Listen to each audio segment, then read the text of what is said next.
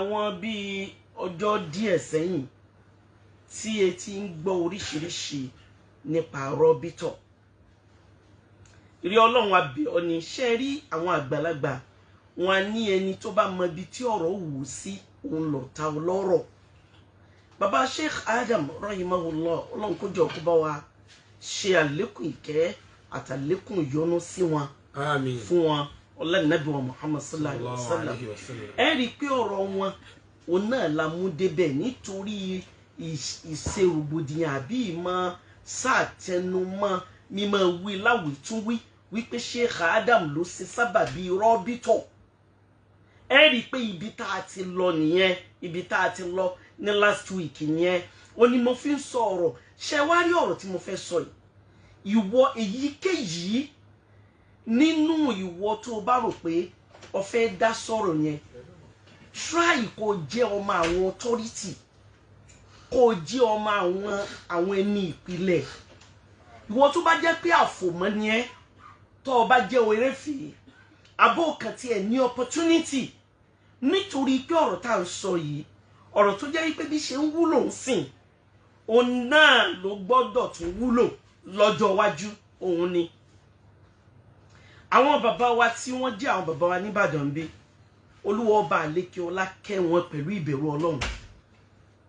Olúwa fi mímọ̀ kẹ́ wọn, Ọlọ́run fi àgbọ́yé kẹ́ wọn, Olúwa fi sùúrù kẹ́ wọn, Ọlọ́run sì fún wọn ní àlùbáríkà.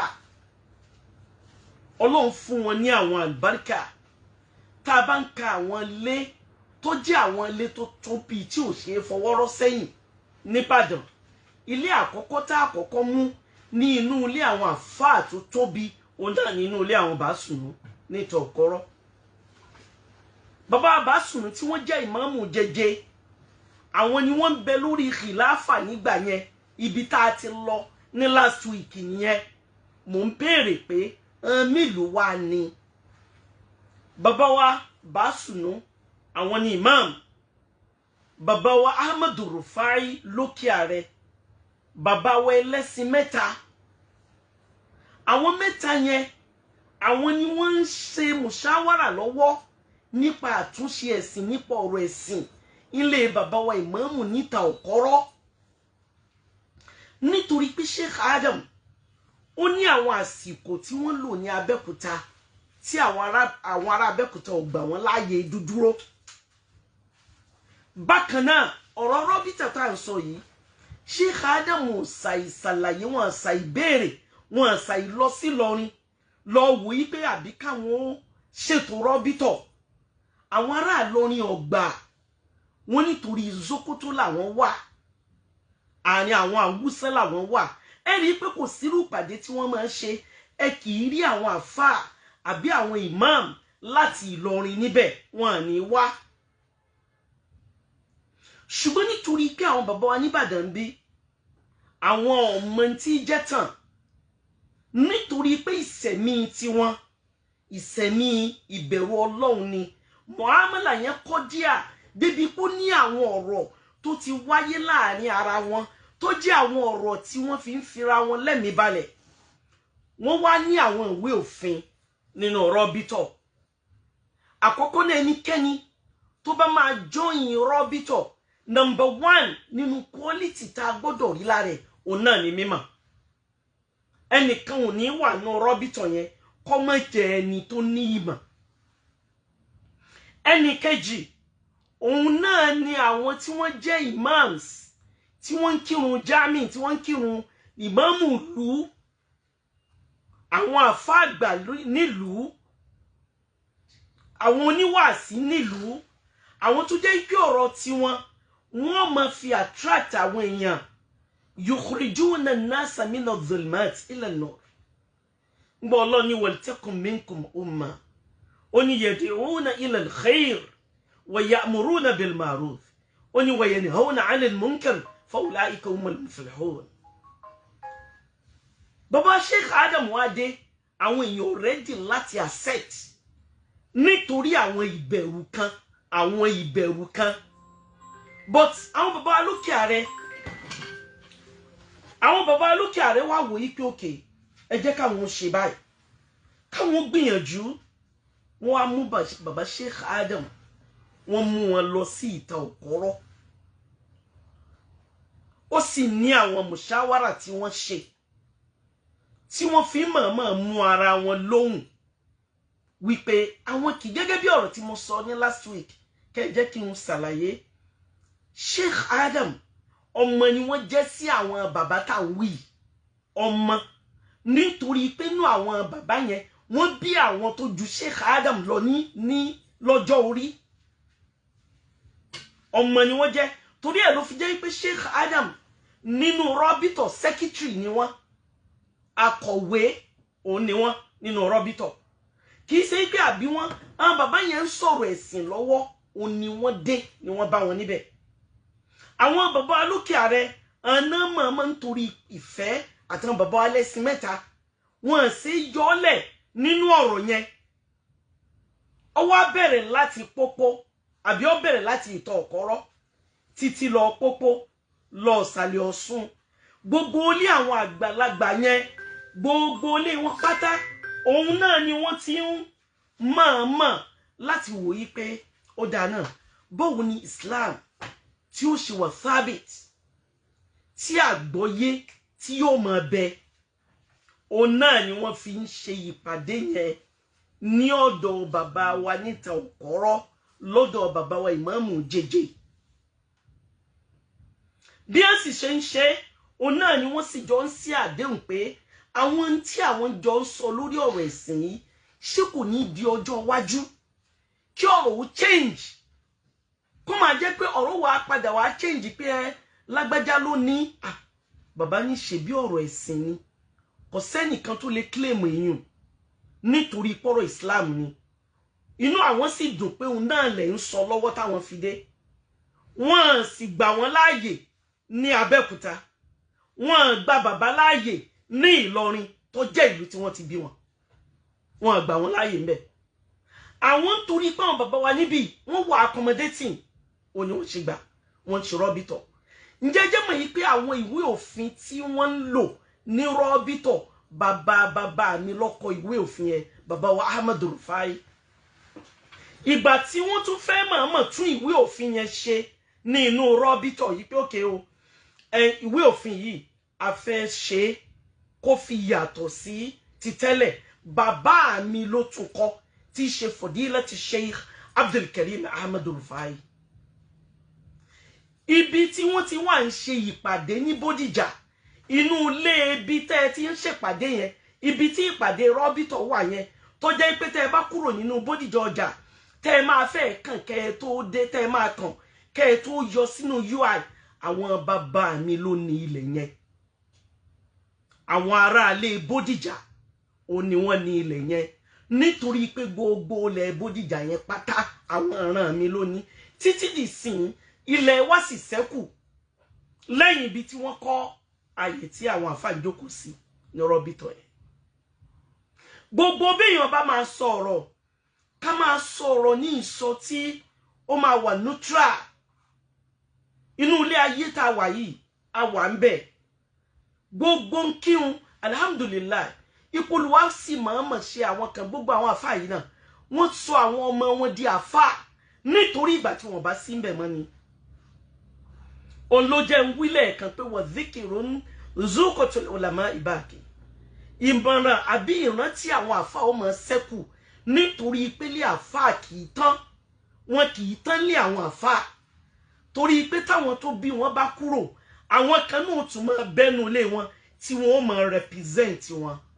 níbẹ̀ látara bẹ́ẹ̀ gbogbo nkíhun tá a bá fẹ́ sọ nípa ọ̀rọ̀ ẹ̀sìn ìgbà tí àwọn tí wọ́n ṣáájú yẹn ìwọ̀nba wá làwọn àgbàlagbà yẹn dá sí mọ́ ibi mọ́ ń lọ nìyẹn àwọn àgbàlagbà yẹn ìwọ̀nba ni wọ́n dá sí mọ́ àwọn tí wọ́n jókòó tí wọ́n ṣe ìpàdé yẹn jùlọ Sheikh Adam bàbá wa tí wọ́n jẹ́ àfàgbà bàbá wa ní Madul Arabi bàbá wa Abdulsalam wọ́n yàtọ̀ sí Sheikh Murtada Abdulsalam àwọn bàbá méjèèjì táwọn wí ìyá kan náà bàbá kan náà ló bí wọn onímímọ̀ tó fojú hàn ni wọn ẹni ìpìlẹ̀ ni wọn nítorí pé àwọn àsìkò kan bẹ tí àwọn ọ̀rọ̀ kan ti go viral ní afẹ́fẹ́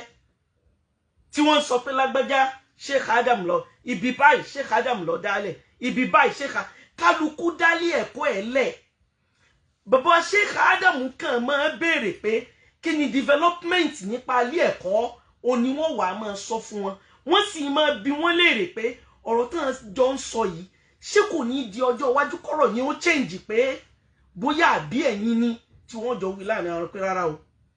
àwọn ń sọ nítorí ọ̀rọ̀ ẹ̀sìn ni ẹnìkan ò gbọ́dọ̀ máa lo ìsẹ̀mí nísẹ̀mí tó fi máa rò pé authority ni ẹ opportunity ni wọ́n ní ò kì í ṣe authority àwọn authority ni àwọn ọmọ tí àwọn ẹni ìpìlẹ̀ bí tó jẹ́ pé nínú ilé wọn wọ́n maintain ẹ̀sìn ní ìdí tó ju Islam lọ níbẹ̀ tó jẹ́ pé tá a bá ń kà wọ́n tá ń ka mẹ́jọ tá ń ka mẹ́wàá tá ń ka 15 tá ń ka 20 nínú ilé wọn wallahi ilé àwọn àfáà ni wọ́n nítorí ìdí náà mo ń fi àsìkò yìí mo fi ń ṣàlàyé fún gbogbo ẹnikẹ́ni ibi mo ti wá lọ ní pé àwọn bàbá Sheikh Abdulkarim ẹni pé mo sọ lẹ́ẹ̀kan yìí pé ìwé òfin tí wọ́n ń lò rọ́bì tọ̀hún bàbá wa Fadilati Sheikh Abdulkarim tí wọ́n jẹ́ ìmáàmù Ìjẹta nílẹ̀ Ìbàdàn àwọn ni wọ́n tún ìwé yẹn kọ ni wọ́n tún òfin yẹn ṣe òfin yẹn náà ni wọ́n ń lò nínú rọ́bì tọ̀ dì sí gbogbo bàbá Sheikh Murtada Abdulsalam bàbá wa Mudassir Abdulsalam gbogbo àwọn bàbá yẹn àwọn ni pẹ̀lú Sheikh Adam ni wọ́n jọ wà ń jókòó láti máa sọ̀rọ̀ kódà ní àwọn àsìkò tọ́rọ̀ bá gẹ́yìn nínú àwọn àgbàlagbà tó kù gbogbo àwọn bàbá tí wọ́n jọ jẹ́ irọ́ yìí àwọn ni wọ́n máa tún wọn ṣe lọ́dọ̀ gbogbo tí wọ́n jẹ́ àgbàlagbà nítorí development tí wọ́n fẹ́ kí Islam ní eléyìí kò sí ẹnìkan nínú ayé kò sẹ́nìkan nínú ayé ẹnìkan ò tó bí ńlọrin àfàṣùpá ẹnìkan ò gbọ́dọ̀ máa rò pé òun ò gbọ́dọ̀ máa sọ̀rọ̀ kẹ́nìkan wá kọjáhùn kò tí ì sírú ẹ̀ kò tí ì solú ẹ̀ nínú ayé ọlọ́run ọba àlékè ọlá nìkan àtànábì rẹ̀ tí ṣe Muhammad sallallahu alayhi wa sallam àwọn méjèèjì nìkan náà l'opportunity yẹn ọlọ́run ṣàlékún kí àwọn àgbàlagbà ọlọ́run ṣàlékún kí àwọn ẹni rẹ̀ ìgbà tí bàbá wa àfẹ́sìn àná tí wọ́n kú ní 1985 ní 1985 àwọn tí wọ́n wá láti Markaz ọkọ̀ tó wá láti Markaz lọ́dún yẹn torí pé bàbá wa Sheikh Adam wọ́n ní ọmọ kan ò ní ìjọmọ Markazi kó mọ́ tẹ̀ láwọn débi ilé àfa àwọn tó kú bọ́ọ̀sì tí wọ́n gbé wá láti Markaz lọ́dún náà ó jẹ́ 30 àwọn Markazi wà ń bẹ̀ Adabiya wà ń bẹ̀ Zumra wà ń bẹ̀ gbogbo àwọn àfa ńláńlá káàkiri gbogbo tí jáyé ó ní wọ́n bẹ̀ bàbá wa tí wọ́n jẹ́ Sheikh Adam yìí ni wọ́n conduct program níjọ́ yẹn ṣe nǹkan mo sọ́ọ̀sìn wípé àfa wọn ni wọ́n wà ń ṣàlàyé iye quality kọ̀ọ̀kan àwọn qualities tí àwọn inú ilé kọ̀ọ̀kan ní nìbàdàn wọn a máa mú àwọn sífà wá tá a bá ní ká sọ nípa ìmọ̀ fùrọ̀ nípa ìmọ̀ ẹ̀sìn wàláì kò sí bí wọ́n fi máa tì sí ìsàlẹ̀ Ọ̀ṣun ni lọ́dọ̀ àwọn bàbá wa Murtada Abdulsalam tá a bá ní ká sọ nípa náhù nípa ipe kéèyàn mọ̀ nípa lógà wọn à ní fi tì í bì kankan ìsàlẹ̀ Ọ̀ṣun náà tó ni sódì méjì tá a bá ní ká sọ nípa tàfíìz kọ́mọ ó lè ní opportunity láti hafazọ alukur'an kó dé hafiz kó dé hafizọ wàláì ìsàlẹ̀ Ọ̀ṣun ni wọn a máa ṣàlàyé ọjọ́ yẹn baba Sheikh Adam wọ́n wà ń ṣàlàyé àwọn quality kọ̀ọ̀kan tí inú ilé kọ̀ọ̀kan ní yẹn fi wá sọ̀rọ̀ kan inú ilé wa lókè ààrẹ wípé sọ fẹ́ mọ̀ nípa alukur'an àti tafsiru alukur'an tí wọ́n tún fọ́ tó ní wábò míì kankan kí ní ọjọ́ náà mo rántí pé bàbá wa tí wọ́n jẹ́ ìmáàmù Ìjẹta Fadilati Sheikh Abdulkarim Ahmad Rufai oníkunkéwú àwọn náà deliver lecture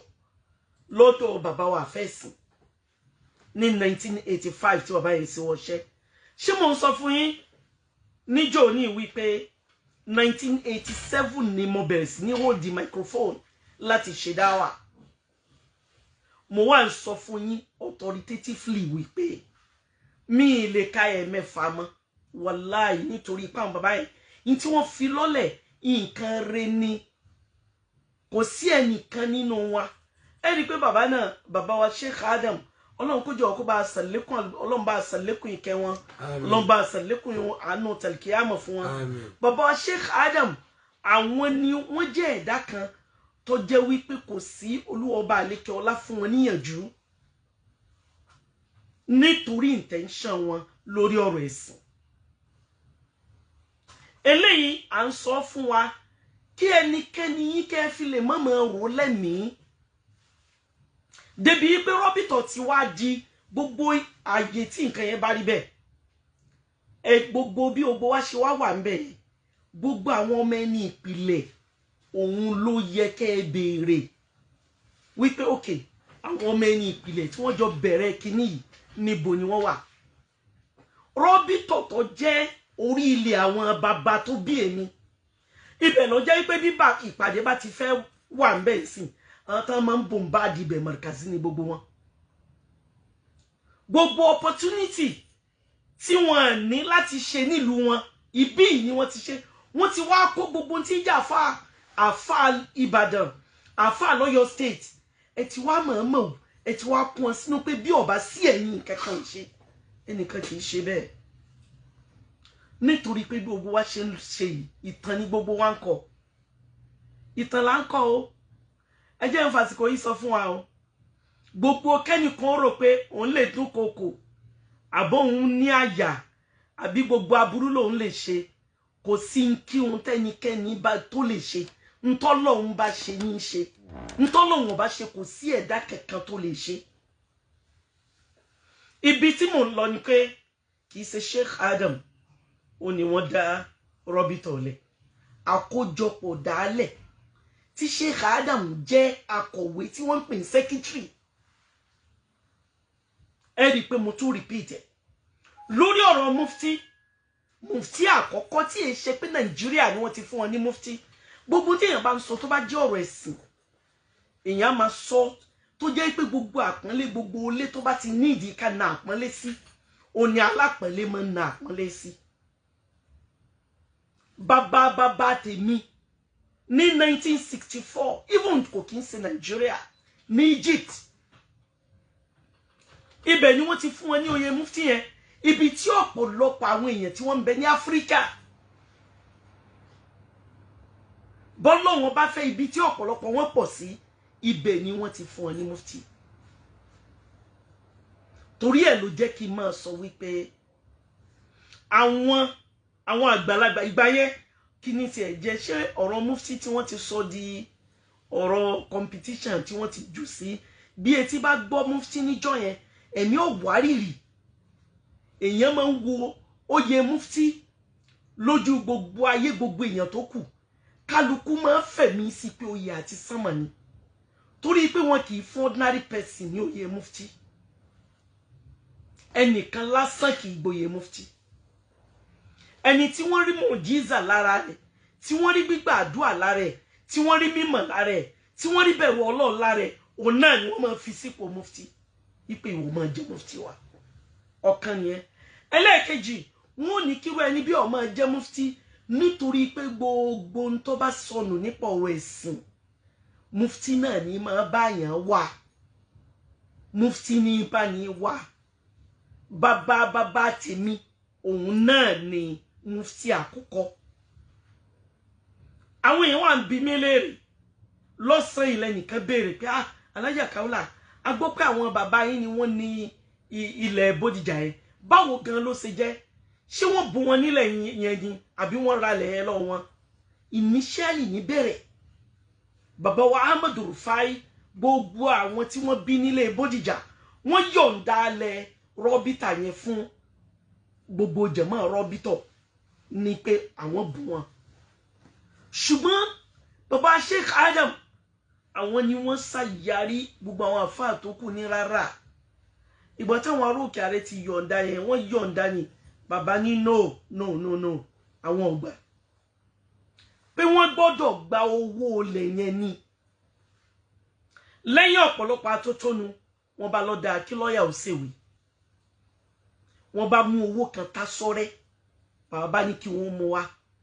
wọ́n fún bàbá, wọ́n ṣe ìwé, wọ́n parí ìwé yẹn tán ní ṣíṣe, bàbá wá sì dá owó yẹn padà sínú àpò Rọ́bítọ̀ wípé a tún yọ̀ǹda owó yìí náà fún Rọ́bítọ̀ láti fi hàn pé kò sí tẹ́nikẹ́ni lè ṣe táwa lóun làkọ́kọ́ àbò ní number 1. Àwọn tí wọ́n ṣáájú nù ṣẹ́rí wọ́n ṣe Ọlọ́run náà ní àsàbìkú náà sàbìkú nínú Al-Qur'an ló wà. Torí ìdí náà gbogbo ẹ̀yin èèyàn ìwọ̀n bọ ẹ̀yin tọ́lọ́run bá ní kẹ́ gbọ́ mi. Bí ọ̀rọ̀ Rọ́bítọ̀ ọ̀rọ̀ pọ̀ ń bẹ, mo fẹ́ rọra sọ báwọn àwọn ọ̀rọ̀ míì tí bá ń wáyé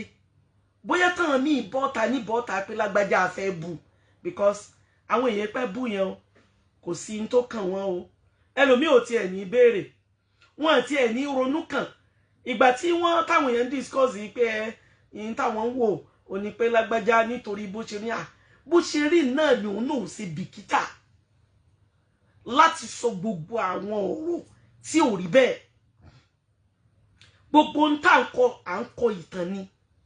ń tà ń ṣe lọ́wọ́ yẹn náà tó bá di ọ̀la yóò tún padà di ìtàn. Torí ìdí náà ló fi jẹ́ pé ọ̀rọ̀ ẹ̀sìn kì í sọ̀rọ̀ ọba bẹ́ẹ̀ ni kankan. Ọ̀rọ̀ gbogbo tí jẹ́ umma, gbogbo àwọn tó bá jẹ́ ọmọ ẹni ìpìlẹ̀ tó bá yẹ kí wọ́n dá sí òun náà ni wọ́n gbọ́dọ̀ dá sí. Gbogbo àwọn ọmọ tí wọ́n bá jẹ́ pé authority ni wọ́n láti ní contribution kan. Báwọn bàbá ń ṣe tí wọ́n mú àwọn ọmọ wọn tí wọ́n fi tí wọ́n bẹ́ pẹ̀lú Sheikh Adam tó jẹ́ pé bàbá àtèmi àwọn náà ni wọ́n máa ń mú Sheikh Adam lọ sínú ilé bí lọ́nú ilé bí lọ́nú ilé bí nítorí ìlọsíwájú ẹ̀sìn. Irú bí ọ̀rọ̀ Rọ́bítọ̀ ṣe ń dẹ̀hùn gbogbo àwọn ọmọ ilé ńlá náà ló yẹ kẹ́ ẹ pè kẹ́ ẹ jọ máa ṣèpàdé Rọ́bítọ̀. Kò sí kankan nù àwọn yẹn àwọn bàbá yìí tí wọ́n bí àwọn ọmọ tó lápá, gbogbo àwọn ọmọ wọn ló lápá tí wọ́n sì ní mímọ̀, tí mímọ̀ wọn la ayé já ẹ pé wọ́n sì. Ọlọ́run kó jọ kó bá ṣàlékún oríire fún gbogbo àwọn imam lọ́yọ̀ state. Ó bẹ̀rẹ̀ látòrí àwọn bàbá imam. Ọlọ́run jẹ́ mi yóò gùn ẹ̀yin bàbá. Gbogbo àwọn tí ó bá yẹ Ọlọ́run jẹ́ kẹ́ pẹ́ fún wa. Àwọn tó bá jẹ mí sí èèyàn kì í jẹ́ ọlọ́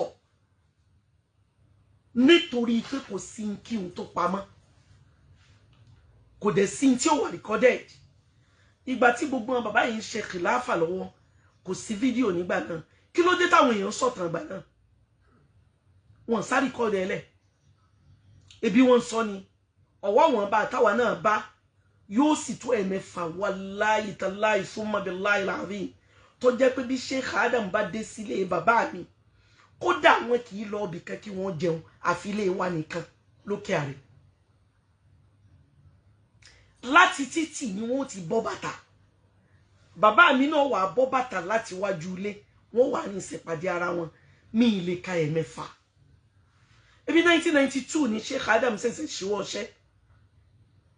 bàbá tèmi ṣíwọ́ ọṣẹ́ ní 1995. Bí gbogbo wọn sì ṣe ni ẹ bàbá Inákojú wọ́n ṣíwọ́ ọṣẹ́ 1993. Bí àwọn àgbàlagbà yẹn bàbá wa Mudassiru Abdulsalam oye 1991 òun làwọn ṣíwọ́ ọṣẹ́. Bí kálukú wọn ṣe lò nìyẹn. Mo tún rántí ìkan tó yé mi tán. Ó ní ìgbà tí bàbá wa Inákojú àti bàbá wa Sheikh Abdulkarim tí wọ́n ń sọ̀rọ̀ lórí ọ̀rọ̀ àjẹ́ imam bàbá Sheikh Adam yọjú sí wa nígbà náà. Wọ́n wọ inú ilé wá bá bàbá torí pé wọ́n kọ́ díà púpọ̀. Eléyìí à ń ṣàlàyé nítorí kó lè bá yé olórí àtẹlẹ́mù, torí kó lè yé ẹnikẹ́ni. Máa ra sẹ́milé nítorí ọ̀pọ̀lọpọ̀ àwọn ẹni rẹ̀ tó jẹ́ pé wọ́n ń sọ pé mo ní èmi ò ní sọ tí ò ṣẹlẹ̀, ní tó ṣẹlẹ̀ tí mo mọ̀ ó náà ni màá sọ, àfi míì tí mo bá túmọ̀ tí mi ì tún ní sọ. èmi ò ní torí ẹ̀ kí n bù mọ́ mi ní ṣe mùjámálà mi ní exaggerate déédéé tó bá ṣẹlẹ̀ yín tí mo sì sọ yìí kí kálukú lọ ṣèwádìí ẹ̀ ta ni mufti àkọ́kọ́ ta ló nílẹ̀ tí wọ́n kọ́ rọ́bìtọ̀ sí níbo wọ́n ti ń ṣèpàdé rọ́bìtọ̀ tẹ́lẹ̀ kó tó di páwọn tó ní wá fún wọn nílẹ̀ nítorí gbogbo àwọn nǹkan yìí òun náà ló fà á mi fẹ́ sọ̀rọ̀ jù ọlọ́run kó jọ kó dákun lẹ́ẹ̀kan sí ọlọ́run bá ṣàlékún ìkẹ́ àti ìgẹ̀ fáwọn ẹni rẹ̀ àmín ya Allah ọlọ́run bá ṣàlékún ìyọ́nú fún wọn àmín ọlọ́run bá ṣàlékún àlùbáríkà tàlkìyàmọ̀ fún wọn ọlọ́run bá ṣàlékún oríire tàlkìyàmọ̀ fún wọn àmín ọlọ́run fúnra ẹ̀ ó ní inna hadhihi tadhkira kí kálukú kan gbọ́ ni èyí tẹ́ ẹ bá rí pẹ́ lè jọ́ ti lẹ́ńbẹ́ ẹjọ́ tẹ̀ èyí tẹ́ ẹ bá ní question lórí ẹ̀ ẹ béèrè bí ọ̀rọ̀ yẹn bó ṣe lọ gẹ́lẹ́ òun náà ni mo sọ yẹn àwọn àfá Ìbàdàn àwọn wọn ní authority tó yẹ káwọn ọmọ wọn máa ṣe gàlégàlé jù wàláhì tàlà torí pé ìsẹ̀mí wọn ṣe trace púpọ̀ ọlọ́run ní padà lẹ́yìn wa àmín ọlọ́run nàbí wa Muhammad sallallahu alaihi wa sallam.